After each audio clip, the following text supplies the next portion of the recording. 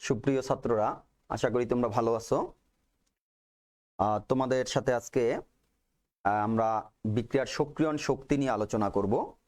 এর আগের দিন আমরা বিক্রিয়ার হার এবং হারের উপর প্রভাব বিস্তারকারী নিয়ামকগুলো নিয়ে আমরা আলোচনা করছিলাম এবং সর্বশেষ বিক্রিয়ার হারের উপর প্রভাব বিস্তারকারী যে নিয়ামক তাপমাত্রার প্রভাব আমরা পড়ছিলাম এবং সেখান থেকে আরএনএস সমীকরণ আমরা প্রতিপাদন করছিলাম। সে থেকে আমরা দেখছিলাম যে তাপমাত্রা যত বৃদ্ধি পায় ওই বিক্রিয়ার হার তত বৃদ্ধি পায়। এখন তাহলে বিক্রিয়া যদি আমরা বলে থাকি, যে কোনো রাসায়নিক বিক্রিয়ায় কি হয়, এই রাসায়নিক বিক্রিয়াগুলোতে বিক্রিয়ক উৎপাদে পরিণত হয়। তাহলে বিক্রিয়ক যদি উৎপাদে পরিণত হয়, বিক্রিয়কগুলো কিন্তু রাসায়নিক বিক্রিয়ায় সরাসরি উৎপাদ তৈরি করে না।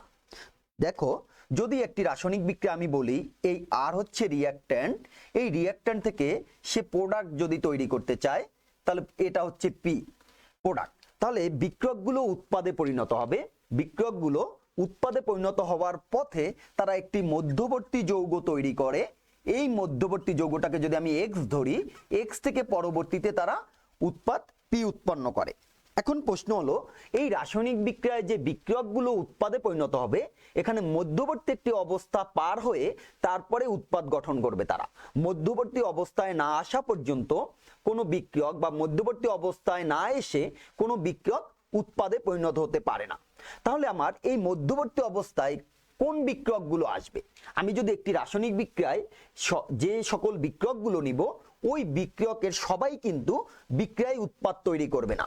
শুধুমাত্র এই মধ্যবর্তী অবস্থায় যে বিক্রিয়কগুলো আসতে পারবে বা এই অবস্থান্তর অবস্থায় আসতে পারবে বা এটাকে সক্রিয়ণকৃত অবস্থা আমরা বলতে পারি, এটা আমরা পরবর্তীতে আলোচনা করব।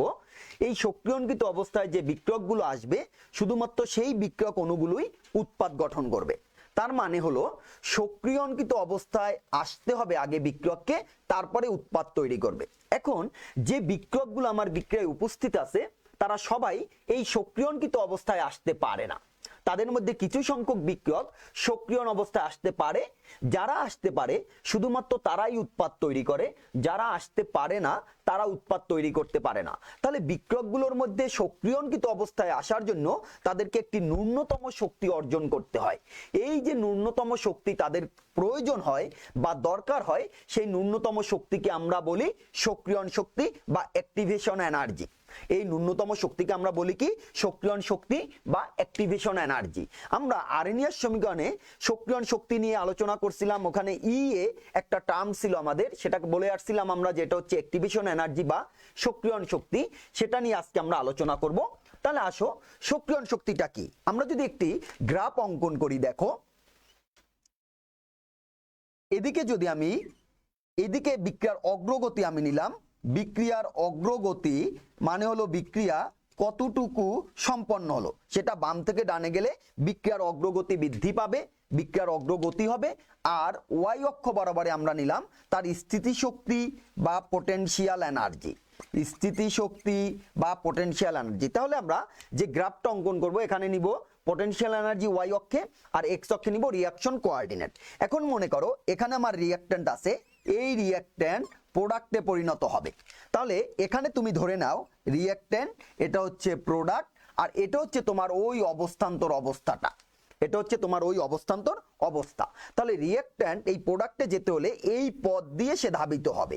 অর্থাৎ রিঅ্যাকট্যান্টগুলো আগে এই যে তুমি যে পাহাড়ের চূড়াটা দেখতেছো, শক্তি পর্বতটা দেখতেছো, এই পর্বতের চূড়া পর্যন্ত আগে যাবে, যাওয়ার পরে সে উৎপাদে পরিণত হবে। তাহলে অ্যাক্টিভেশন এনার্জি কতটুকু? অ্যাক্টিভেশন এনার্জি হচ্ছে এই রিঅ্যাকট্যান্ট থেকে ওই পাহাড়ের চূড়া পর্যন্ত যে শক্তির পার্থক্য, সেটাকে আমরা সক্রিয়ণ শক্তি বলে থাকি বা অ্যাক্টিভেশন এনার্জি বলে থাকি। এটা হচ্ছে আমাদের ইএ। তাহলে সক্রিয়ণ শক্তিটা কি? আমাদের সক্রিয়ণ শক্তি আমরা বলছি যে ন্যূনতম শক্তি অর্জিত হলে কোনো বিক্রিয়ায় বিক্রিয়ক উৎপাদে পরিণত হবে। যে ন্যূনতম শক্তি অর্জিত হলে কোনো বিক্রিয়ায় বিক্রিয়ক উৎপাদে পরিণত হবে।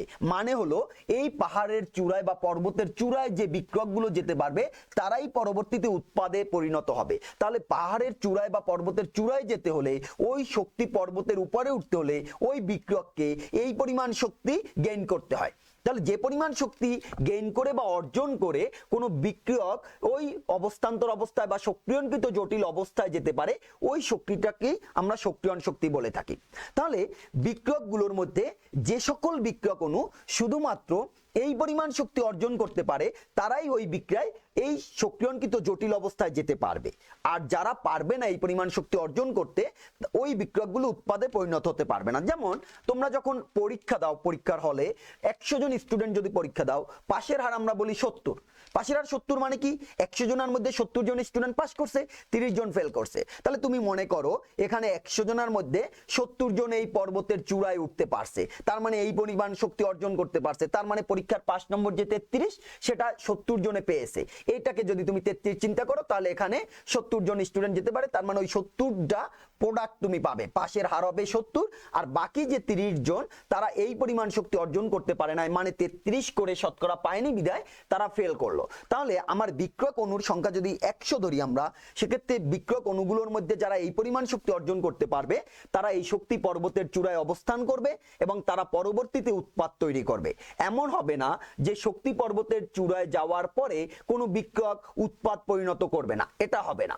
শক্তি পর্বতের চূড়ায় যারাই যেতে পারবে তারাই এই বিক্রিয়ায় উৎপাদ তৈরি করবে। তাহলে আমরা যদি অ্যাক্টিভেশন এনার্জি বা সক্রিয়ণ শক্তির সংজ্ঞাটা আবার বলি, তাহলে আমরা সহজভাবে বলতে পারি যে ন্যূনতম শক্তি অর্জন করলে কোনো রাসায়নিক বিক্রিয়ায় বিক্রিয়ক উৎপাদে পরিণত হতে পারে সেই শক্তিকে সক্রিয়ণ শক্তি বলা হয়। যে ন্যূনতম শক্তি অর্জন করলে কোনো রাসায়নিক বিক্রিয়ায় বিক্রিয়ক উৎপাদে পরিণত হতে পারে তাকেই সক্রিয়ণ শক্তি বলা হয়। তাহলে বিক্রিয়কগুলো আছে কোথায়? আমার বিক্রিয়কের অণুগুলো আছে এখানে। এই বিক্রিয়ক অণুগুলো দেখো আগে থেকেই কিছু পরিমাণ এনার্জি গেইন করে থাকে। এই বিক্রিয়ক অণুগুলো আগে থেকেই কিছু পরিমাণ এনার্জি গেইন করে থাকে। এটা যদি মূলবিন্দু হয় স্থিতিশক্তি, তাদের কিছু পরিমাণ পোটেনশিয়াল এনার্জি বেড়ে থাকে। এইটা ওই অণুগুলোর স্বাভাবিকভাবেই বা স্বতঃস্ফূর্তভাবেই হয়।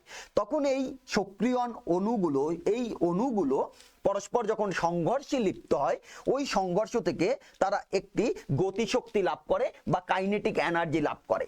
ওই গতিশক্তির ফলে অণুগুলো আস্তে আস্তে এই পাহাড়ের চূড়ায় উঠতে সমর্থ হয়। অর্থাৎ ওই গতিশক্তি থেকে তাদের যে পারস্পরিক যে সংঘর্ষ, ওই সংঘর্ষ থেকে তারা কি করে? কাইনেটিক এনার্জি অর্জন করে। ওই কাইনেটিক এনার্জি অর্জনের ফলে তারা এই শক্তি পর্বতের চূড়ায় অবস্থান করতে পারে। তার মানে তারা অ্যাক্টিভেটেড হচ্ছে, তার মানে অ্যাক্টিভেশন এনার্জি যেটা ছিল সেই পরিমাণ শক্তি তারা অর্জন করতে সক্ষম হলো। পরবর্তীতে তারা যখন এখানে অবস্থান করে, ওই যে কাইনেটিক এনার্জি সেটা পটেনশিয়াল এনার্জিতে রূপান্তরিত হয়। পটেনশিয়াল এনার্জিতে রূপান্তরিত হওয়ার পরে তারা এখানে অবস্থান করে ক্ষণিক সময়ের জন্য, এবং পরবর্তীতে তারা যে পরিমাণ পটেনশিয়াল এনার্জি তাদের মধ্যে ছিল সেটা থেকে আবার তারা গতিশক্তি প্রাপ্ত হয়ে উৎপাদ তৈরি করে। অর্থাৎ পরবর্তীতে তারা এখানে উৎপাদে রূপান্তরিত হয়। তাহলে এই পাহাড়ের চূড়ায় ওঠার জন্য তারা কি করলো? তাদের সংঘর্ষ থেকে, ওই আণবিক সংঘর্ষ থেকে শক্তি অর্জন করলো। শক্তি অর্জন করে তারা তাহলে ওই গতিশক্তি অর্জন করে তারা একটা স্থিতি শক্তিতে চলে যায়, যেটাকে আমরা বলছি সক্রিয়ণকৃত জটিল অবস্থা। এবং সেখান থেকে ওই পটেনশিয়াল এনার্জি থেকে তারা কিছু পরিমাণ, তখন ওই পটেনশিয়াল এনার্জিটাকে আবার কাইনেটিক এনার্জিতে রূপান্তর করে বিক্রিয়কের অণুগুলো ওই অবস্থান্তর অবস্থা বা সক্রিয়ণকৃত অবস্থা থেকে উৎপাদে পরিণত হয়। এভাবে রাসায়নিক বিক্রিয়ায় বিক্রিয়ক অণুগুলো তোমার পারস্পরিক সংঘর্ষের মাধ্যমে সক্রিয়ণ শক্তি অর্জন করে উৎপাদ তৈরি করতে পারে। এই সংঘর্ষ কিভাবে হয় এটা আমরা পরবর্তীতে সংঘর্ষ তত্ত্বের মধ্যে বিস্তারিত আলোচনা করব। তাহলে দেখো বিক্রিয়ক অণুগুলো আমরা কি বললাম? প্রথমে একটি কাইনেটিক এনার্জি থাকে, এনার্জি থেকে তারা পটেনশিয়াল এনার্জিতে সেটা রূপান্তরিত হয়, পটেনশিয়াল এনার্জিটা পরবর্তীতে কাইনেটিক এনার্জিতে রূপান্তরিত হয়ে আবার তারা প্রোডাক্ট তৈরি করে। এখন এই বিক্রিয়কগুলোর জন্য এই যে অ্যাক্টিভেশন এনার্জি, এটাকে তুমি এনার্জি ব্যারিয়ারও বলতে পারো, এনার্জি ব্যারিয়ার বা শক্তি বাধা বলতে পারো। তাহলে আমাদের এই শক্তি বাধার মানটা যত বৃদ্ধি পাবে, আমার কম সংখ্যক বিক্রিয়ক অণু ওই বিক্রিয়ায় অবস্থান্তর অবস্থায় যেতে পারবে। কেন? কারণ শক্তির মান যত বৃদ্ধি পাবে, শক্তির মান যত বড় হবে, তখন বিক্রিয়ক অণুগুলোর পক্ষে সেটা অর্জন করা তত কঠিন হবে। তুমি মনে করো তোমার স্কুলে উচ্চলাভ প্রতিযোগিতায় অংশগ্রহণ করছো। উচ্চলাভ প্রতিযোগিতায় যদি উচ্চতাটা বাড়ানো হয় ক্রমান্বয়ে, তাহলে তোমার বেশি সংখ্যক শিক্ষার্থী সেটাকে টপকাতে পারে না কম সংখ্যক শিক্ষার্থী টপকাতে পারে? যখন উচ্চতাটা কম ছিল আমার বেশি সংখ্যক শিক্ষার্থী সহজেই সেটাকে টপকাতে পারে। যখন উচ্চতাটা আস্তে আস্তে বৃদ্ধি করা হলো, তখন ওই উচ্চতাটা টপকানোর জন্য শিক্ষার্থীর সংখ্যা আস্তে আস্তে কমতে থাকলো। তার মানে বিক্রিয়ক অণুগুলো যদি উৎপাদে পরিণত হতে হয়, তাহলে অ্যাক্টিভেশন এনার্জি যত কম হবে তত বেশি সংখ্যক বিক্রিয়কের পক্ষে সেটা অর্জন করা সম্ভব হয়। কিন্তু অ্যাক্টিভেশন এনার্জি যে বিক্রিয়ার যত বেশি, সেই বিক্রিয়ার ক্ষেত্রে ওই বিক্রিয়কের ওই অ্যাক্টিভেশন এনার্জি অর্জন করা তত কঠিন হয়। তাহলে অ্যাক্টিভেশন এনার্জি যত বাড়বে, বিক্রিয়কের পক্ষে সেই বিক্রিয়ায় সক্রিয়ণ হওয়া তত কমবে। তার মানে উৎপাদের পরিমাণও কমবে। উৎপাদের পরিমাণ যদি কমে বা বিক্রিয়ায় বিক্রিয়কের অংশগ্রহণের পরিমাণ যদি কমে, তাহলে বিক্রিয়ার হারও কমে। তার মানে বিক্রিয়ার হার ডিপেন্ড করতেছে কার উপর? বিক্রিয়ার হার ডিপেন্ড করতেছে সক্রিয়ণ শক্তির উপর। বিক্রিয়ার হার ডিপেন্ড করতেছে সক্রিয়ণ শক্তির উপর। যদি সক্রিয়ণ শক্তি তুমি কোনো বিক্রিয়ার বেশি হয়, তাহলে কম সংখ্যক বিক্রিয়া অংশগ্রহণ করবে, উৎপাদে পরিণত হবে। বিক্রিয়কের সংখ্যা যত কম হবে, উৎপাদ তত কম হবে, বিক্রিয়ার হার তত কম হবে। আর যদি সক্রিয়ণ শক্তির মান কম হয়, তখন বেশি সংখ্যক বিক্রিয়ক অণু বিক্রিয়ায় সক্রিয় হতে পারে, সক্রিয় হয়ে তারা উৎপাদ তৈরি করতে পারে। তার মানে বেশি সংখ্যক বিক্রিয়ক যখন উৎপাদ তৈরি করবে, তখন বিক্রিয়ার হারও বাড়বে। তাহলে আমরা কি পেলাম? আমরা পেলাম যে সক্রিয়ণ শক্তির মান যত বেশি হয়, বিক্রিয়ায় বেশি সংখ্যক বিক্রিয়ক কম সংখ্যক বিক্রিয়ক উৎপাদে পরিণত হয়। আর সক্রিয়ণ শক্তির মান যত কম হবে, বেশি সংখ্যক বিক্রিয়ক উৎপাদে পরিণত হতে পারবে। তাহলে এই হচ্ছে আমাদের অ্যাক্টিভেশন এনার্জি বা সক্রিয়ণ শক্তি। তাহলে আমরা কি বলছি? সক্রিয়ণ শক্তি হচ্ছে যে ন্যূনতম শক্তি অর্জিত হলে বিক্রিয়ক উৎপাদে পরিণত হতে পারে। তাহলে এখানে উৎপাদের সাথে সক্রিয়ণ শক্তির কোনো সম্পর্ক নেই। এই বিক্রিয়ায় সবসময় সক্রিয়ণ শক্তি ক্যালকুলেশন করা হবে তার ট্রানজিশন স্টেট থেকে রিঅ্যাক্ট্যান্ট পর্যন্ত যে শক্তির পার্থক্য, সেই শক্তি। এখানে উৎপাদ কোথায় আছে সেটা আমাদের জানার বিষয় না। উৎপাদ যেখানেই থাকুক না কেন, উৎপাদ থেকে ট্রানজিশন স্টেট পর্যন্ত ওই পরিমাণ শক্তি কিন্তু কখনোই অ্যাক্টিভেশন এনার্জি না। তাহলে অ্যাক্টিভেশন এনার্জি তুমি ক্যালকুলেশন করবে কোথা থেকে? অ্যাক্টিভেশন এনার্জি ক্যালকুলেশন করবে রিঅ্যাক্ট্যান্ট থেকে ট্রানজিশন স্টেট পর্যন্ত, বিক্রিয়ক থেকে অবস্থান্তর জটিল যৌগ পর্যন্ত বা সক্রিয়ণকৃত জটিল যৌগ পর্যন্ত যে শক্তির পার্থক্য থাকে, সেটাই হচ্ছে অ্যাক্টিভেশন এনার্জি। তাহলে অ্যাক্টিভেশন এনার্জি গুলো অণু কিভাবে সংরক্ষণ করে বা কিভাবে এটাকে অর্জন করে? তারা পারস্পরিক আণবিক সংঘর্ষের মাধ্যমে অর্জন করে।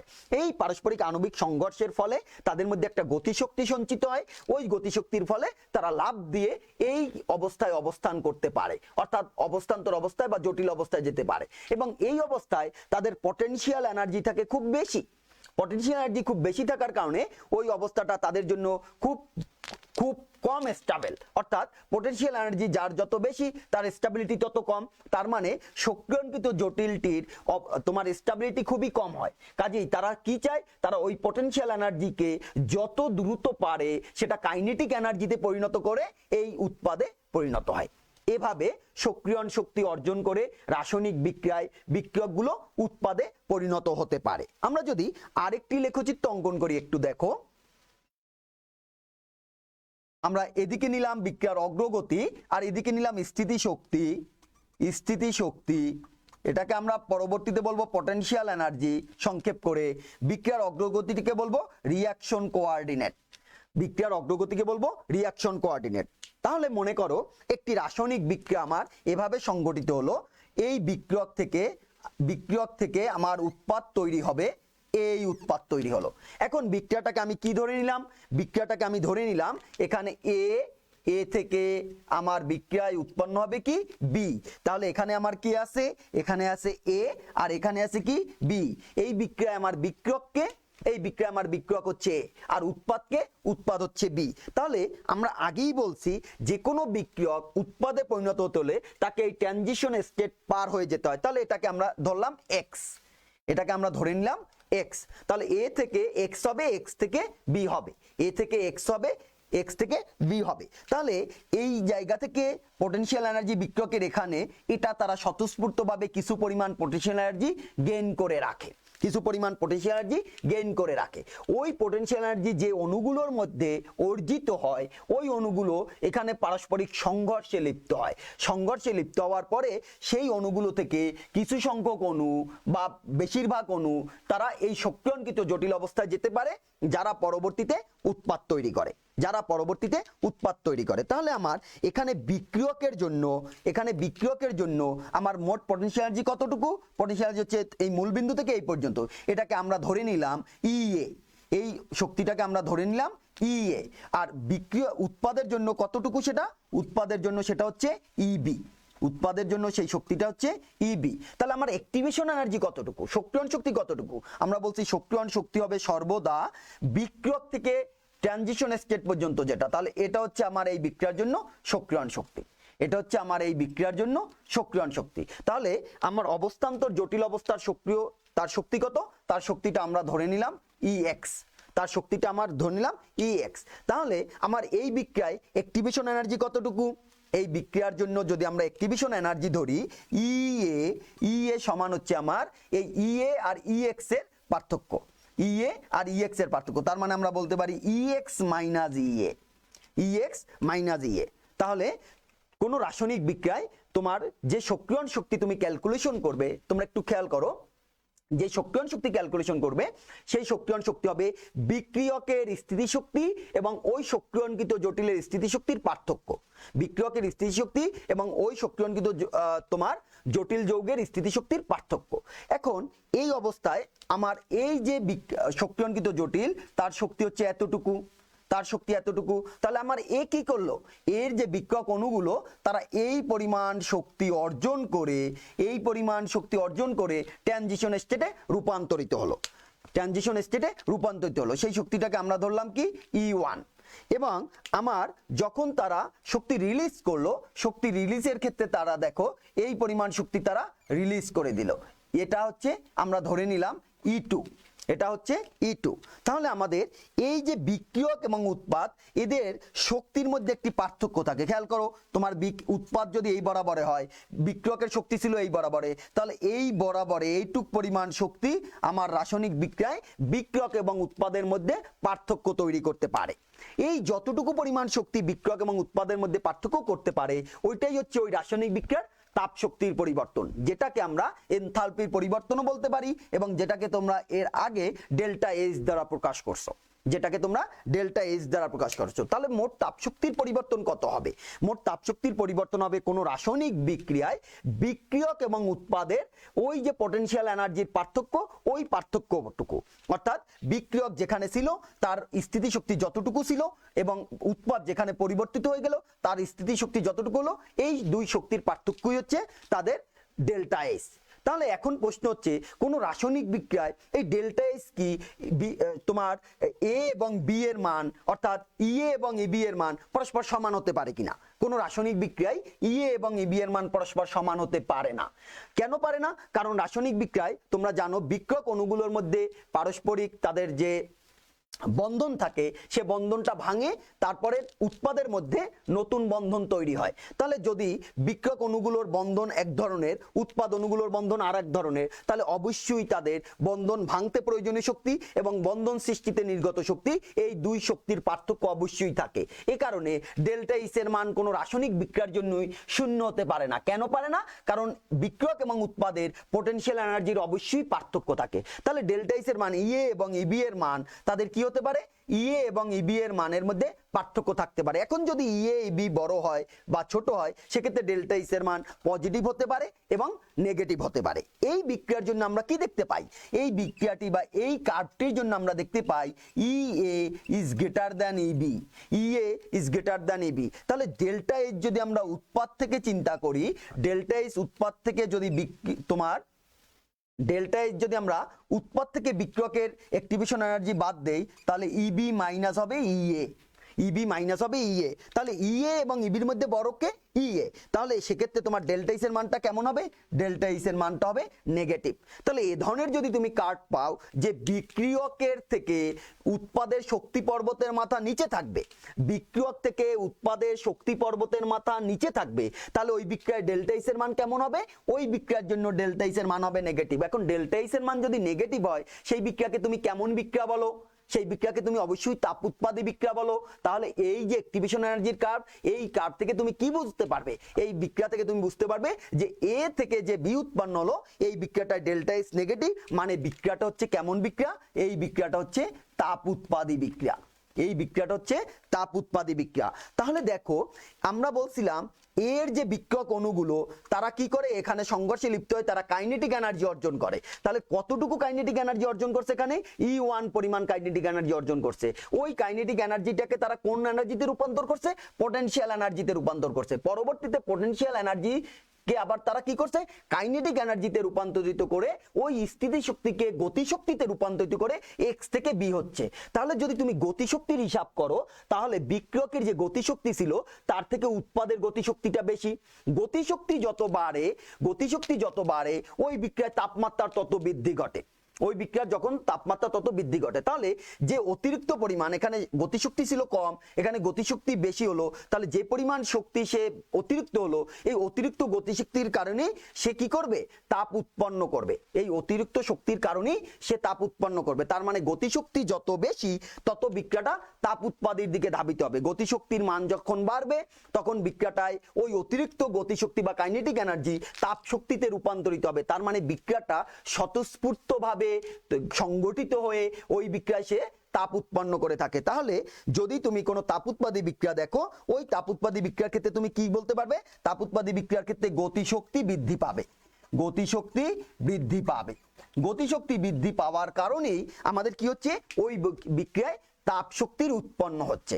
তাহলে আমরা সহজেই তাপ উৎপাদী বিক্রিয়ার কার্ভ কিভাবে বুঝবো, যে বিক্রিয়ক থেকে উৎপাদের মাথা থাকবে নিচের দিকে। তাহলে এই যে বিক্রিয়ক এবং উৎপাদের যে দুই শক্তির পার্থক্য, এই দুই শক্তির পার্থক্যই হবে ডেল্টা এইচ, এবং সেক্ষেত্রে আমরা উৎপাদ থেকে বিক্রিয়কের শক্তি, উৎপাদের স্থিতিশক্তি থেকে বিক্রিয়কের স্থিতিশক্তি বিয়োগ দিয়ে সহজেই আমরা ডেল্টা এইচ এর মানটা নেগেটিভ বের করতে পারি। আবার কেউ কেউ এই ট্রানজিশন স্টেট থেকে বিক্রিয়কের যে শক্তি অথবা ট্রানজিশন স্টেট থেকে যে উৎপাদের শক্তি, এই দুই শক্তির পার্থক্য থেকেও ডেল্টা এইচ এর মান নির্ণয় করে থাকেন। সেক্ষেত্রে ডেল্টা এইচটা কত, সেক্ষেত্রে ডেল্টা এইচটা হবে E1 মাইনাস E2, সেক্ষেত্রে ডেল্টা এইচটা হবে E1 মাইনাস E2, সেক্ষেত্রে আমরা ডেল্টা এইচটা কি বলবো E1 মাইনাস E2। তাহলে আমরা যদি এই কার্ভটা নিয়ে একটু আলোচনা করি তাহলে আমরা বলতে পারি যে এ থেকে এক্স হলো, এক্স থেকে বি হলো, তাহলে বিক্রিয়াটা তাপ উৎপাদী হলো। আমাদের স্থিতিশক্তি এর বেশি ছিল, বি এর স্থিতিশক্তি অর্থাৎ উৎপাদের স্থিতিশক্তি কম হলো। উৎপাদের স্থিতিশক্তি থেকে আমরা বিক্রিয়কের স্থিতিশক্তি বিয়োগ দিয়ে ডেল্টা এইচ এর মানটা নেগেটিভ পাই। কাজেই কার্ভটা হচ্ছে আমাদের তোমার তাপ উৎপাদী বিক্রিয়ার কার্ভ, বা লেখচিত্রটা হচ্ছে আমাদের তাপ উৎপাদী বিক্রিয়ার লেখচিত্র। তাহলে এই রাসায়নিক বিক্রিয়ার জন্য এ থেকে যে এক্স হলো এই পরিমাণ শক্তি E1, তার মানে E1 আর E পরস্পর সমান হবে, E1 এবং পরস্পর সমান হবে। তাহলে এভাবে তাপ উৎপাদী বিক্রিয়ার আমরা লেখচিত্র ব্যাখ্যা করতে পারি। ঠিক এর পাশাপাশি যদি বিক্রিয়াটা তাপ হারি হতো, আমরা বলছি ডেল্টা এইচ এর মান হয় পজিটিভ হবে না হলে নেগেটিভ হবে, ডেল্টা এইচ কখনো জিরো হবে না রাসায়নিক বিক্রিয়ার জন্য। তাহলে যদি বিক্রিয়াটি তাপ উৎপাদী বিক্রিয়ার জন্য, তাপ হারি বিক্রিয়ার জন্য হয়, তাহলে দেখো যদি তাপ হারির জন্য হয় তাহলে আমরা কি দেখতে পারি, দেখো এদিকে আমি নিলাম পটেনশিয়াল এনার্জি আর এদিকে নিলাম রিঅ্যাকশন কোঅর্ডিনেট। তাহলে আমার লেখচিত্রটা হবে এরকম,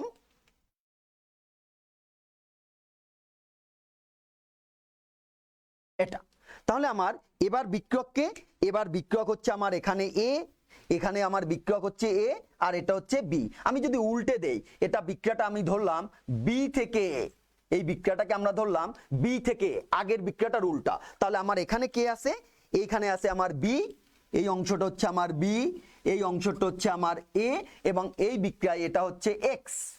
তাহলে আমার বি এর পটেনশিয়াল এনার্জি কত, বি এর পটেনশিয়াল এনার্জি আমরা ধরবো ইবি, বি এর পটেনশিয়াল এনার্জি ধরবো আমরা ইবি, ই এর পটেনশিয়াল এনার্জি ধরবো ইএ, এবং এক্স এর পটেনশিয়াল এনার্জি হবে ইএক্স।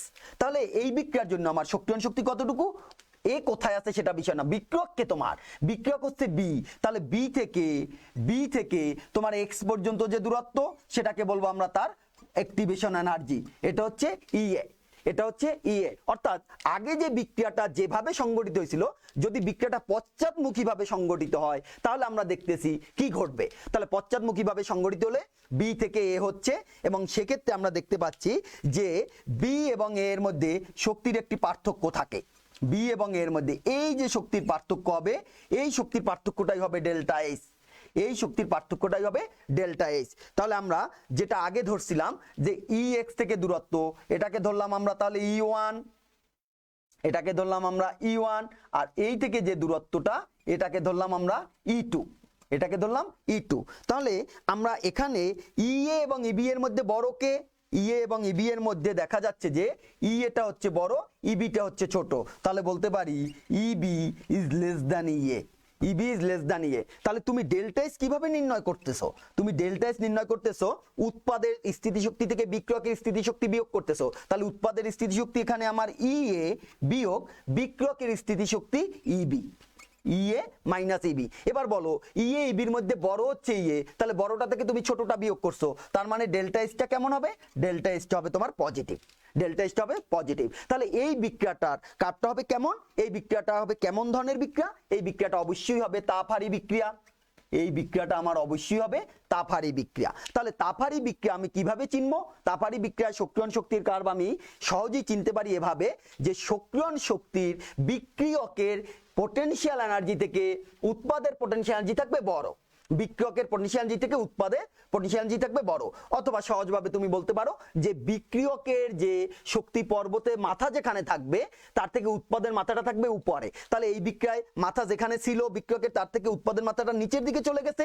এই বিক্রিয়ায় মাথা যেখানে ছিল তার থেকে উৎপাদের মাথাটা উপরের দিকে চলে যাবে। তাহলে দেখো এখানে এই পরিমাণ গতিশক্তি অর্জন করে বিক্রিয়ক উৎপাদে তোমার ট্রানজিশন স্টেটে গেল, ট্রানজিশন স্টেট থেকে উৎপাদে পরিণত হলে তার কম গতিশক্তি হলো, তার মানে গতিশক্তি কি হলো? কমে গেল, কাইনেটিক এনার্জি কমে গেল। আমরা বলছিলাম কি গতিশক্তি বৃদ্ধি পাওয়া মানে হচ্ছে তাপমাত্রার বৃদ্ধি পাওয়া, তার মানে গতিশক্তি হ্রাস পাওয়া মানে কি তাপমাত্রা হ্রাস পাওয়া। এ কারণে বিক্রিয়াটায় তাপ শোষণ ঘটে। এ কারণে যে পরিমাণ তাপ শোষণ ঘটে বা বিক্রিয়াটায় যে পরিমাণ শক্তি কমে যায়, ওই পরিমাণ শক্তি অর্জন করার জন্য তুমি বাইরে থেকে তার উপরে শক্তি প্রয়োগ করো। এই বাইরে থেকে শক্তি প্রয়োগ করার কারণেই বিক্রিয়াটায় বিক্রিয়ক উৎপাদে পরিণত হয়। এই বাইরে থেকে শক্তি প্রয়োগ করার কারণেই বিক্রিয়াটাকে আমরা কি বিক্রিয়া বলি? তাপহারী বিক্রিয়া বলি। তাহলে দেখো যদি একটি রাসায়নিক বিক্রিয়া যেভাবে সংঘটিত হচ্ছে সম্মুখ দিকে, ওই সম্মুখ দিকে বিক্রিয়াটা যদি তাপ উৎপাদী হয়, সেম বিক্রিয়া যদি তুমি কন্ডিশনের পরিবর্তন না করো, বিক্রিয়াটিকে যদি পশ্চাৎবর্তী ভাবে সংঘটিত করো, তাহলে বিক্রিয়াটা তাপহারী হবে। তাহলে বিক্রিয়াটা হবে কেমন? তাপহারী। তাহলে এটা আমরা নোট করে রাখি যে যে কোনো রাসায়নিক বিক্রিয়া সম্মুখ দিকে সংঘটিত হলে যদি তাপ শক্তির উৎপন্ন হয়, তাহলে বিপরীত দিকে সংঘটিত হলে তাপ শক্তি শোষণ ঘটবে, বিপরীত দিকে সংঘটিত হলে তাপ শক্তি শোষণ ঘটবে। তাহলে দেখো এই দুটি বিক্রিয়ার যদি আমরা চিন্তা করি, একটা তাপ উৎপাদী বিক্রিয়া আর একটা তাপহারী বিক্রিয়া, তোমরা সহজেই এটা বুঝতে পারছো। তাপ উৎপাদী এবং তাপহারী বিক্রিয়াটাকে আমি একই বিক্রিয়ক এবং উৎপাদ রেখেছি, একটা সম্মুখ দিকে সংঘটিত করছি, একটা পশ্চাৎ দিকে সংঘটিত করছি। তাহলে সম্মুখ দিকে সংঘটিত করলে বিক্রিয়াটা তাপ উৎপাদী যদি হয়, পশ্চাৎ দিকে সংঘটিত করলে বিক্রিয়াটা হচ্ছে তাপহারী বিক্রিয়া। তাহলে সম্মুখ দিকের ক্ষেত্রে যখন এ থেকে বি হলো, যখন তাপ উৎপাদী ধরছো, তখন তার অ্যাক্টিভেশন এনার্জি কতটুকু? অ্যাক্টিভেশন এনার্জি ইএ। তাহলে এখানে অ্যাক্টিভেশন এনার্জি ইএ। তুমি যদি চোখ থেকে দেখো তাহলে দেখো তাপ উৎপাদী বিক্রিয়া অ্যাক্টিভেশন এনার্জি থাকে কম, তাপহারী বিক্রিয়া অ্যাক্টিভেশন এনার্জি থাকে বেশি। তাহলে আমরা আগে কি বলছিলাম? এই চিত্রে আমরা বলে আসছিলাম যে অ্যাক্টিভেশন এনার্জি যত বেশি হবে বিক্রিয়ক অণুগুলোর মধ্যে তত কঠিন হবে সেই শক্তিকে অর্জন করা। ওই যে উচ্চ লাভ প্রতিযোগিতা আমরা বলছিলাম, উচ্চ লাভ প্রতিযোগিতায় উচ্চতা যত বাড়ানো হচ্ছে, কম সংখ্যক শিক্ষার্থী সেই উচ্চতাটাকে টপকাতে পারতেছে। তাহলে এখানে অ্যাক্টিভেশন এনার্জি যদি তাপ উৎপাদিতে কম হয়, তাপহারীতে যদি অ্যাক্টিভেশন এনার্জি বেশি হয়, তাহলে তাপ উৎপাদী বিক্রিয়ায় বিক্রিয়ক অণুগুলো যত বিক্রিয়ক অণু এই বিক্রিয়ায় অংশগ্রহণ করতে পারবে, তাপহারী বিক্রিয়ায় ওই সক্রিয়ণকৃত অণুর সংখ্যা বা বিক্রিয়ায় অংশগ্রহণকারী অণুর সংখ্যা কমে যাবে।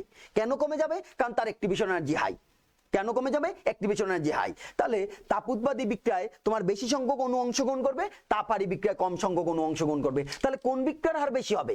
অবশ্যই যে বিক্রিয়ায় বিক্রিয়কের সংখ্যা বেশি হবে, সক্রিয় বিক্রিয়কের সংখ্যা বেশি হবে, সেই বিক্রিয়া দ্রুত ঘটবে, সেই বিক্রিয়ায় উৎপাদ বেশি হবে। তাহলে তাপ উৎপাদী বিক্রিয়া দ্রুত গতিতে ঘটবে এবং উৎপাদের পরিমাণটা বেশি হবে। তাপহারী বিক্রিয়া তাহলে ঘটবে এর তুলনায় স্লো গতিতে, এর তুলনায় স্লো ঘটবে এবং সেক্ষেত্রে দেখা যায় যে পরবর্তীতে উৎপাদের পরিমাণ হবে কম। তাহলে তাপ উৎপাদী বিক্রিয়া অ্যাক্টিভেশন এনার্জি কম হওয়ার কারণে এবং তার কাইনেটিক এনার্জি বৃদ্ধি পাওয়ার কারণে এই বিক্রিয়াটা স্বতঃস্ফূর্তভাবে ঘটবে, কিন্তু তাপহারী বিক্রিয়ায় কাইনেটিক এনার্জি কমে যাচ্ছে, তাপহারী বিক্রিয়ায় কাইনেটিক এনার্জি কমে যাচ্ছে। এ কারণে তার বিক্রিয়াটা স্বতঃস্ফূর্তভাবে ঘটে না।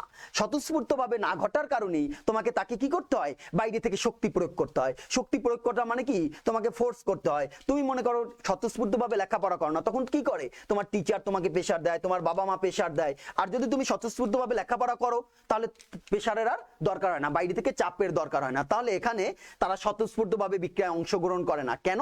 অ্যাক্টিভেশন এনার্জির মান থাকে বেশি, অ্যাক্টিভেশন এনার্জির মান থাকে বেশি। তাহলে এই দুটি কার্ভ থেকে আমরা তাপ উৎপাদী এবং তাপহারী বিক্রিয়ার ক্ষেত্রেও একটা সুন্দর তুলনা করতে পারি। কি বলতে পারি? তাপ উৎপাদী বিক্রিয়া স্বতঃস্ফূর্তভাবে ঘটে, তাপহারী বিক্রিয়া স্বতঃস্ফূর্তভাবে ঘটে না।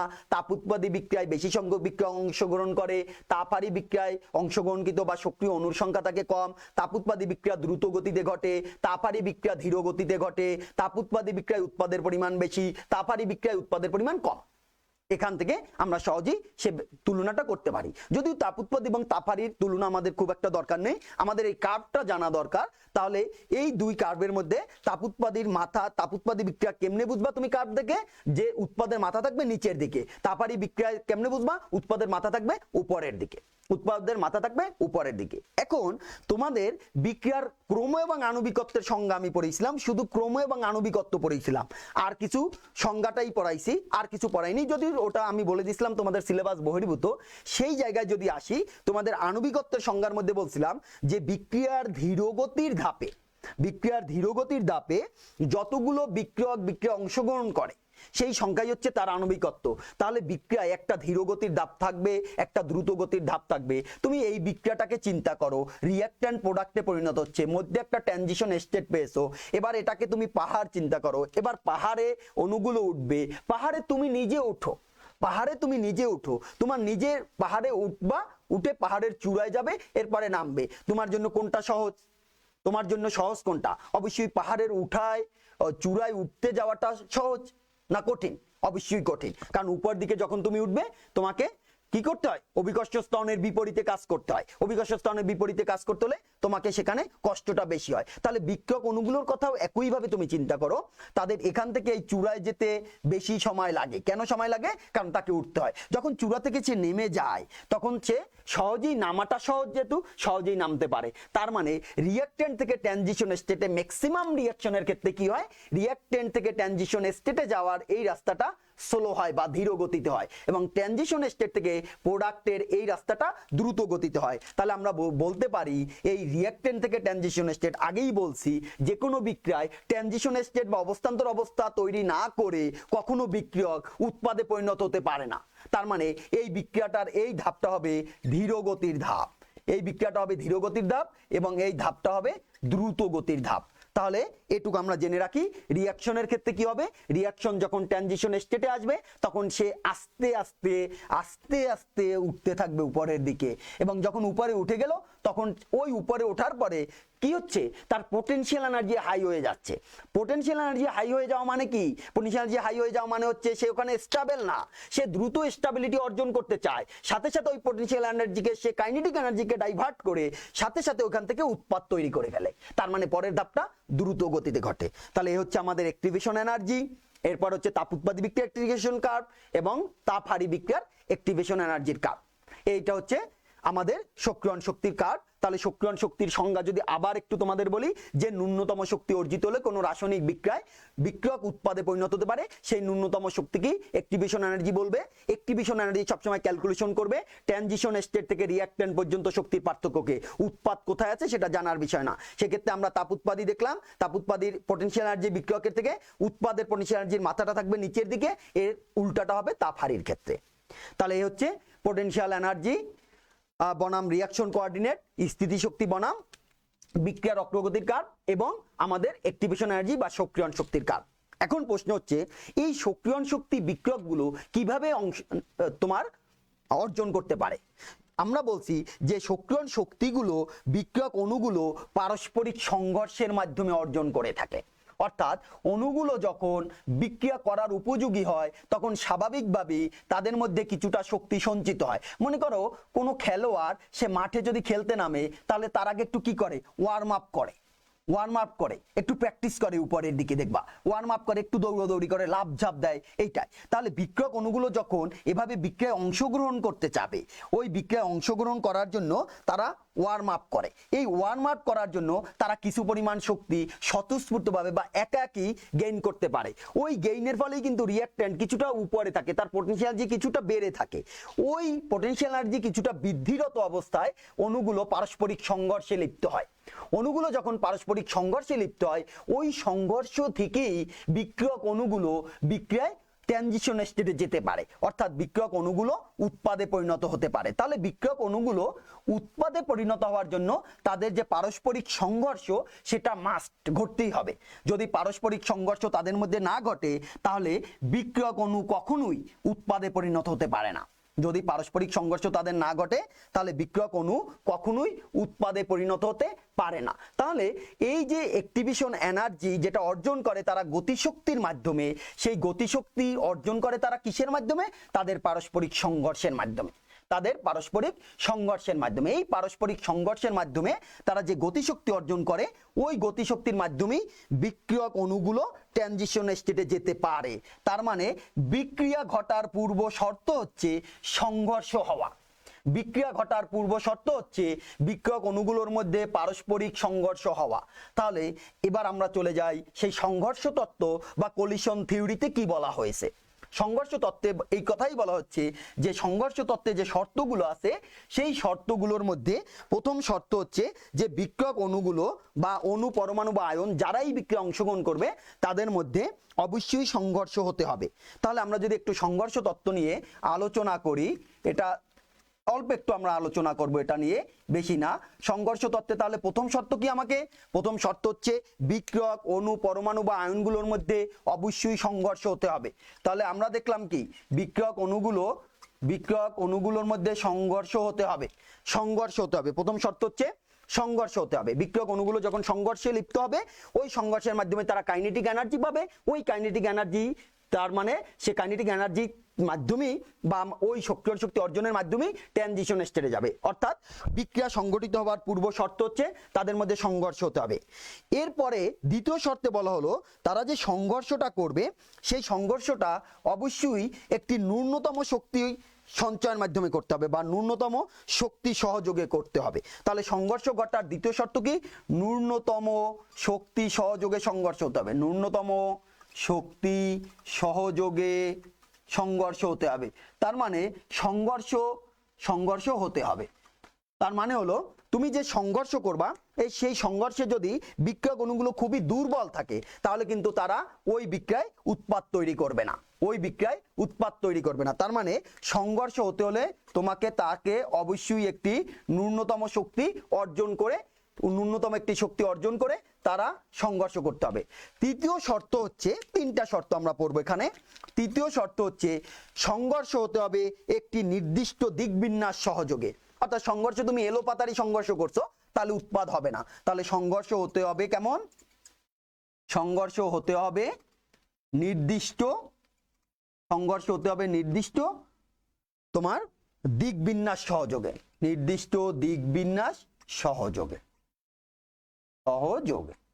তাহলে সংঘর্ষ হতে হবে তোমার নির্দিষ্ট দিকবিন্যাস সহযোগে। তাহলে সংঘর্ষ তত্ত্বের মূল শর্ত কয়টা? তিনটা। একটা হচ্ছে বিক্রিয়ক অণু, পরমাণু বা আয়নগুলোর মধ্যে সংঘর্ষ হতে হবে, প্রথম শর্ত। দ্বিতীয় শর্ত হচ্ছে ন্যূনতম শক্তি সহযোগে সংঘর্ষ হতে হবে। তৃতীয় শর্ত হচ্ছে সংঘর্ষ হতে হবে নির্দিষ্ট দিকবিন্যাস সহযোগে। তাহলে তুমি কি দেখলে? সংঘর্ষ হলেই কি উৎপাদ হবে? সংঘর্ষ হলেই কি ওই বিক্রিয়ক অণু ট্রানজিশন স্টেটে যাবে? না, বলছে ন্যূনতম শক্তি সহযোগে সংঘর্ষ হতে হবে। তার মানে সংঘর্ষটা যদি ন্যূনতম শক্তি সহযোগে হয় তাহলে ওই সংঘর্ষকে আমরা বলি সার্থক সংঘর্ষ। ওই সংঘর্ষকে বলি আমরা কেমন সংঘর্ষ? সার্থক সংঘর্ষ। তাহলে এটা হবে কেমন সংঘর্ষ? সার্থক সংঘর্ষ। এই সংঘর্ষটাকে আমরা কেমন সংঘর্ষ বলবো? সার্থক সংঘর্ষ বলবো।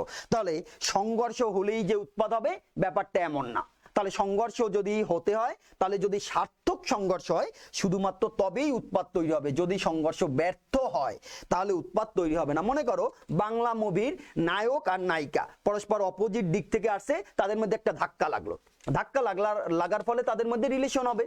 এই রিলেশনটা, তাহলে এই যে তাদের মধ্যে সংঘর্ষটা হলো, এটা কেমন সংঘর্ষ? সার্থক সংঘর্ষ। কিন্তু ওখানে নায়কের পরিবর্তে যদি ভিলেন আসে অপোজিট থেকে আর নায়িকা যদি এদিক থেকে যায়, ধাক্কা লাগবে এবং এর বিনিময় কি হবে? নায়িকা উঠে ওই ভিলেনের গালে একটা চর বসিয়ে দিবে। তাহলে ওই সংঘর্ষটা কেমন সংঘর্ষ? ব্যর্থ সংঘর্ষ, কারণ ওটা দিয়ে কোনো তুমি ফল পাবে না। কিন্তু নায়ক এবং নায়িকার মধ্যে যে সংঘর্ষ, যে ধাক্কাটা লাগলো, ওইটা হচ্ছে সার্থক সংঘর্ষ। তাহলে প্রথম শর্ত হচ্ছে বিক্রিয়া সংঘটিত হওয়ার, সংঘর্ষ হতে হবে প্রথম। দ্বিতীয় হচ্ছে সংঘর্ষটা সার্থক হতে হবে, মানে ন্যূনতম শক্তি সহযোগ হতে হবে। মনে করো একটি বিক্রিয়া A যোগ BC এই এরা পরস্পর বিক্রিয়া করবে, এ আর বি সি পরস্পর বিক্রিয়া করে উৎপাদ তৈরি করবে এ বি যোগ সি। অর্থাৎ বি সি এর মধ্যকার বন্ধন ভেঙে যাবে, ভেঙে বি এর সাথে চলে যাবে, বি সি এর মধ্যকার বন্ধন ভেঙে বি এর সাথে চলে যাবে। তাহলে এদের মধ্যে কি হতে হবে? প্রথমে এ এবং বি এর মধ্যে প্রথমে সংঘর্ষ হতে হবে, এ এবং বি সি এর মধ্যে প্রথমে সংঘর্ষ হতে হবে, এবং সংঘর্ষ হতে হবে কেমন? ন্যূনতম শক্তি সহযোগে সংঘর্ষ হতে হবে। অর্থাৎ তাদের যে সংঘর্ষটা পরস্পর সংগঠিত হবে, এক্ষেত্রে ওই এ ও বি সি এর মধ্যে ন্যূনতম একটি শক্তি তাদের মধ্যে থাকতে হবে ওই সংঘর্ষরত অবস্থায়। মনে করো এটা হচ্ছে এ, এটা হচ্ছে এ, আর এটা হচ্ছে বি সি, এটা বি সি। এরা পরস্পরের দিকে ধাবিত হলো, পরস্পর দিকে ধাবিত হয়ে তারা দুর্বল সংঘর্ষ করলো। ধাবিত হওয়ার পরে এখানে এ আসলো, আর এই বি সি পাশাপাশি এসে তারা কি করলো? এখানে সংঘর্ষটা করলো দুর্বল। কেমন সংঘর্ষ করলো? দুর্বল সংঘর্ষ করলো। এখানে দুর্বল সংঘর্ষ। যদি দুর্বল সংঘর্ষ হয় তখন এই বিক্রিয়ক আর বিক্রিয়কগুলো আবার পরস্পর বিপরীত দিকে চলে যায়, বিক্রিয়কগুলো পরস্পর বিপরীত দিকে চলে যায়। তার মানে দুর্বল সংঘর্ষ হওয়ার ফলে এ আর বি যেখানে যেভাবে ছিল সেভাবে চলে যায়। তার মানে সংঘর্ষটা কেমন সংঘর্ষ হলো? সংঘর্ষটা হলো ব্যর্থ সংঘর্ষ, সংঘর্ষটা হলো ব্যর্থ সংঘর্ষ। তাহলে দুর্বল সংঘর্ষ হলে সেই সংঘর্ষটা কেমন হবে? ব্যর্থ হবে। আর যদি সংঘর্ষটা এমন হয় যে এ এবং বি খুব তীব্রভাবে পরস্পরের সাথে সংঘর্ষে লিপ্ত হয়েছে, এটা মনে করো এ, এটা বি, এটা সি, তাহলে এখানের সংঘর্ষটা কেমন সংঘর্ষ হলো? সংঘর্ষটা হলো তীব্র বা শক্তিশালী সংঘর্ষ। এই সংঘর্ষটা হলো কেমন সংঘর্ষ? তীব্র বা শক্তিশালী সংঘর্ষ। যখন এইভাবে তীব্র বা শক্তিশালী সংঘর্ষ হবে তখনই বিক্রিয়কগুলো উৎপাদে পরিণত হবে, তখনই বিক্রিয়কগুলো উৎপাদে পরিণত হবে। তার মানে ফাইনালি কি হবে? ফাইনালি এ আর বি পরস্পর বন্ধনে আবদ্ধ হয়ে এ বি তৈরি করবে, আর সি আলাদা হয়ে যাবে। তাহলে সংঘর্ষ হতে হলে আমাদের একটি ন্যূনতম শক্তি সহযোগে সংঘর্ষ হতে হবে। ওই সংঘর্ষের ফলে তুমি কি পাবে? উৎপাদ পাবে। থার্ড বলা হলো সংঘর্ষ হতে হবে নির্দিষ্ট দিক বিন্যাস সহযোগে। সংঘর্ষ হতে হবে নির্দিষ্ট দিক বিন্যাস সহযোগে। মনে করো তুমি একটি বিক্রিয়া নাও, বিক্রিয়াটা হলো CaCl3 যোগ Cl2। এই বিক্রিয়ায় কি উৎপাদ হবে? CCl4 যোগ HCl, CCl4 যোগ HCl। সানলাইট যদি আমরা দেই তাহলে এই উৎপাদ পাওয়া যাবে। তার মানে কি?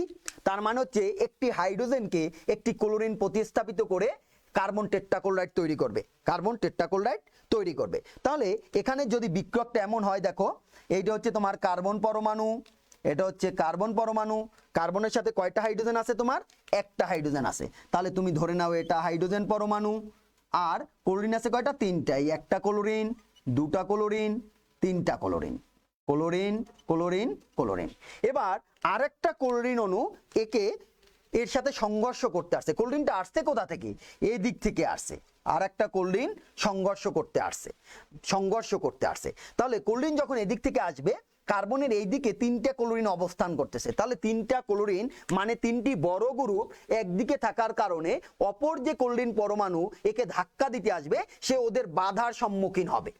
এই যে বড় গ্রুপ কর্তৃক বাধা, এটাকে বলে স্থানিক বাধা বা স্টেরিক বাধা। তাহলে এখানে সে কিসের সৃষ্টি হবে? স্টেরিক বাধার সৃষ্টি হবে। স্টেরিক বাধা পাওয়ার কারণে এই ক্লোরিন পরমাণু এই হাইড্রোজেনকে প্রতিস্থাপিত করতে পারবে না, কারণ কার্বন টেট্রাক্লোরাইড হতে হলে তাকে কি করতে হবে?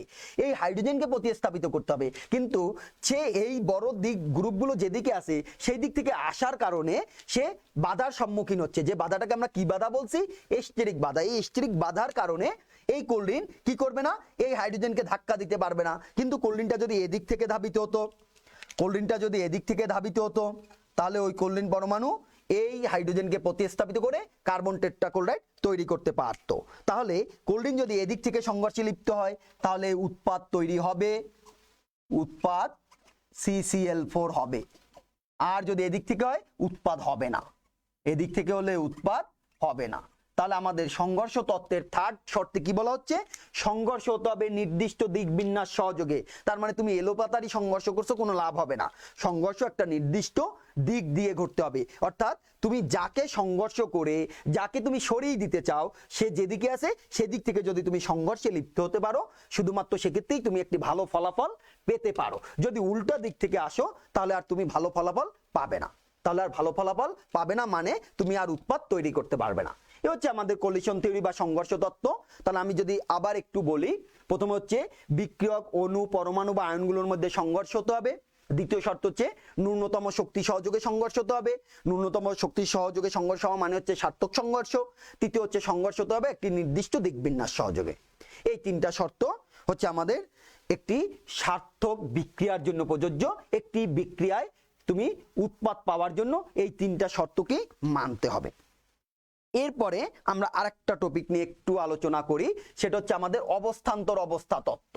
অবস্থান্তর অবস্থা তত্ত্বের কথাগুলো আমরা আগেই বলে ফেলছি। আমরা শুরুতেই বলছি যে বিক্রিয়কগুলো কি হবে, বিক্রিয়কগুলো উৎপাদে পরিণত হবে। সকল বিক্রিয়ক কিন্তু উৎপাদে পরিণত হবে না, পরীক্ষায় সকল স্টুডেন্ট পাস করবে না। প্রশ্ন যতই সোজা হোক, সকল স্টুডেন্ট পরীক্ষায় কি করবে না, পাস করবে না। সেক্ষেত্রে কিছু না কিছু স্টুডেন্ট ফেল করবেই। তাহলে আমাদেরও কিছু না কিছু বিক্রিয়ক বিক্রিয়ায় উৎপাদ কখনোই তৈরি করবে না। যদি না করে তাহলে এই বিক্রিয়কগুলোকে উৎপাদ তৈরি করার জন্য কি করতে হচ্ছে, বিক্রিয়কগুলোকে উৎপাদ তৈরি করার জন্য তাদেরকে ট্রানজিশন স্টেটে যেতে হচ্ছে ওই অ্যাক্টিভেশন এনার্জি অর্জনের মাধ্যমে। তাহলে অবস্থান্তর অবস্থা তত্ত্বে এই কথাই বলা হলো যে বিক্রিয়কগুলো যদি উৎপাদ তৈরি করতে চায়, বিক্রিয়কগুলো যদি উৎপাদ তৈরি করতে চায় তাহলে তাদের এই সক্রিয়ণকৃত অবস্থা বা অবস্থান্তর অবস্থায় আগে যেতে হবে। সক্রিয়ণকৃত অবস্থা বা অবস্থান্তর অবস্থায় আগে যেতে হবে। মনে করো একটি বিক্রিয়া আমরা ধরলাম, ওই যে আগের যে বিক্রিয়াটা আমরা ধরলাম, তাহলে তোমরা একটু টাইটেল দাও অবস্থান্তর অবস্থা তত্ত্ব। আমরা একটু সেটা নিয়ে আলোচনা করি।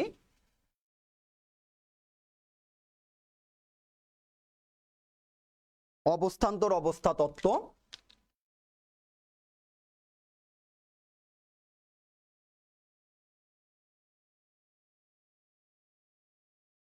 অবস্থান্তর অবস্থা তত্ত্ব। তাহলে অবস্থান্তর অবস্থা তত্ত্বে আমরা একটা বিক্রিয়া ধরে নেই। মনে করো এ যোগ বি সি। এই বিক্রিয়ায় আমরা তো আগেই বলছি যে বিক্রিয়ক যদি উৎপাদে পরিণত হতে হয় তাকে আগে সক্রিয়ণকৃত জটিল বা অবস্থান্তর জটিল তৈরি করতে হবে। তাহলে তারা যখন অবস্থান্তর অবস্থায় যাবে তখন তাদের মধ্যে এ বি সি এটা তৈরি হলো। এর পরবর্তী ধাপে গিয়ে কি হবে, এর পরবর্তী ধাপে গিয়ে উৎপাদ তৈরি হবে এ বি যোগ সি। উৎপাদ তৈরি হবে এ বি যোগ সি। তাহলে আমাদের যে এই এ বি সি এখানে কি ঘটলো, আসলে ঘটনাটা ঘটলো দেখো, এ বিক্রিয়ক বিসি এর সাথে যখন সংঘর্ষে লিপ্ত হবে তখন বিসি এর মধ্যকার বন্ধনটা ভাঙতে থাকবে। এর বিপরীতে সাথে সাথে বা পাশাপাশি এ বি এর মধ্যকার বন্ধন সৃষ্টি হতে থাকবে। তাহলে বন্ধন ভাঙা এবং গড়া একই সাথে ঘটবে। এই যে ঘটনাটা যে ঘটতেছে, এই ঘটনাটায় যে মধ্যবর্তী একটি অস্থায়ী, খুবই অস্থায়ী একটি যৌগ পাই, এই যৌগটাকেই বলা হয় সক্রিয়ণকৃত জটিল যৌগ। এই যৌগটার নাম হচ্ছে কি, সক্রিয়ণকৃত জটিল যৌগ। সক্রিয়ণকৃত জটিল যৌগ, সক্রিয়ণকৃত জটিল যৌগ। এটাকে আমরা বলতে পারি অবস্থান্তর বিক্রিয়ার অবস্থান্তর অবস্থা। এটাকে আমরা অন্যভাবে বলতে পারি বিক্রিয়ার অবস্থান্তর অবস্থা। অবস্থান্তর অবস্থা মানে ওই ট্রানজিশন স্টেট। অর্থাৎ বিক্রিয়কগুলো, তাহলে এটা হচ্ছে তোমার কি, এটা হচ্ছে এই রাসায়নিক বিক্রিয়ায় রিঅ্যাকট্যান্ট, এটা হচ্ছে তোমার প্রোডাক্ট। রিঅ্যাকট্যান্ট প্রোডাক্টে যেতে হলে সক্রিয়ণকৃত ওই জটিল যৌগ বা বিক্রিয়ার অবস্থান্তর অবস্থা সৃষ্টির মাধ্যমে তারা বিক্রিয়ায় উৎপাদে পরিণত হবে। তাহলে এই অবস্থান্তর অবস্থা তত্ত্বের সাহায্যে যদি আমরা একটা লেখচিত্র অঙ্কন করি, দেখো এদিকে আমরা তাহলে কি নিব, এক্স অক্ষে নিব আমরা রিঅ্যাকশন কোঅর্ডিনেট, ওয়াই অক্ষে নিব পটেনশিয়াল এনার্জি। তাহলে আমরা যদি একটা কার্ভ পাই, কার্ভটা তাপ উৎপাদী তাপহারী কি বিক্রিয়া আমি জানি না, যে কোনো একটা তুমি অঙ্কন করে দাও। এই তাহলে এখানে তোমার কি হচ্ছে, এই যে রিঅ্যাকট্যান্ট, এই রিঅ্যাকট্যান্টের এখানে কি আছে, এই রিঅ্যাকট্যান্টের এখানে আছে এ যোগ বিসি, এ যোগ বিসি। আর উৎপাদে কি আছে তোমার, উৎপাদে হচ্ছে এ বি যোগ সি। তার মানে বি সি এর মধ্যকার বন্ধন ভেঙে যাচ্ছে, ভেঙে এ বি এর মধ্যে বন্ধন সৃষ্টি হচ্ছে। বি সি এর মধ্যকার বন্ধন ভেঙে যাচ্ছে, এ বি এর মধ্যে বন্ধন সৃষ্টি হচ্ছে। এটাকে আবার মাইনাস ভেবো না যে প্লাস মাইনাস করছে। তাহলে এ বিক্রিয়ক আর বি সি বিক্রিয়ক, তারা এ বি নতুন বন্ধন সৃষ্টি হলো আর সি আলাদা হয়ে গেল। তাহলে এই বিক্রিয়ার জন্য আমাদের অ্যাক্টিভেশন এনার্জি কতটুকু, অ্যাক্টিভেশন এনার্জি হচ্ছে এতটুকু। বিক্রিয়ক থেকে আমার ট্রানজিশন স্টেট পর্যন্ত যে দূরত্ব সেটা অ্যাক্টিভেশন এনার্জি। তাহলে আমার ট্রানজিশন স্টেটের ওই পর্বতের চূড়ায় কি আছে, সক্রিয়ণকৃত জটিল যৌগ আছে। ওই পর্বতের চূড়ায় আমার কি অবস্থান করতেছে, সক্রিয়ণকৃত জটিল যৌগ। ওই সক্রিয়ণকৃত জটিল যৌগ বা অবস্থান্তর যৌগগুলো তারা কি করবে, তারা পারস্পরিক এভাবে বন্ধন সৃষ্টি এবং বন্ধন ভাঙা দুটাই সে নির্দেশ করবে, এবং পরবর্তীতে এটা ভেঙে নতুন বন্ধন যখন সৃষ্টি হয় তখন সে এই ট্রানজিশন স্টেট থেকে শক্তি পর্বতের চূড়া থেকে পাদদেশে আবার চলে আসে। এভাবে বলা হলো অবস্থান্তর অবস্থা তত্ত্বে যে বিক্রিয়ক অণুগুলো পারস্পরিক যখন সংঘর্ষে লিপ্ত হয়, সংঘর্ষে লিপ্ত হওয়ার পরবর্তীতে তারা একটি ট্রানজিশন স্টেটে যৌগ তৈরি করে। এবং আমরা আগেই বলছি ট্রানজিশন স্টেটের এই যৌগ কিন্তু খুবই আনস্টেবল, এই জায়গাটায় সে খুবই কম সময় মাইক্রোসেকেন্ড বা ন্যানো সেকেন্ড সময় অবস্থান করতে পারে, সেখান থেকে সে পরবর্তীতে যত দ্রুত পারে সেখান থেকে সে এখানে চলে যাবে, সেখান থেকে সে উৎপাদে চলে যাবে। তাহলে পোটেনশিয়াল এনার্জি ওই ট্রানজিশন স্টেটে থাকবে কি হাই, পোটেনশিয়াল এনার্জি ওই ট্রানজিশন স্টেটে থাকবে হাই। তাহলে পোটেনশিয়াল এনার্জি যত বেশি হবে, পোটেনশিয়াল এনার্জি যত বেশি হবে তত ওই তোমার যার পোটেনশিয়াল এনার্জি যত বেশি সেটা রিঅ্যাক্ট্যান্ট হোক, প্রোডাক্ট হোক, ট্রানজিশন স্টেটের জটিল যৌগ হোক, যারই হোক, তার স্টেবিলিটি তত কম হবে, তার স্টেবিলিটি তত কম হবে। তাহলে এই বিক্রিয়ার জন্য আমরা কি বলতে পারি, এটা হচ্ছে আমার রিঅ্যাক্ট্যান্টের জন্য কাইনেটিক এনার্জি ER, এটা হচ্ছে আমার EP প্রোডাক্টের জন্য, আর এটা হচ্ছে তাহলে ER, এটুকু হচ্ছে আমার EP, এটা হচ্ছে আমার EP।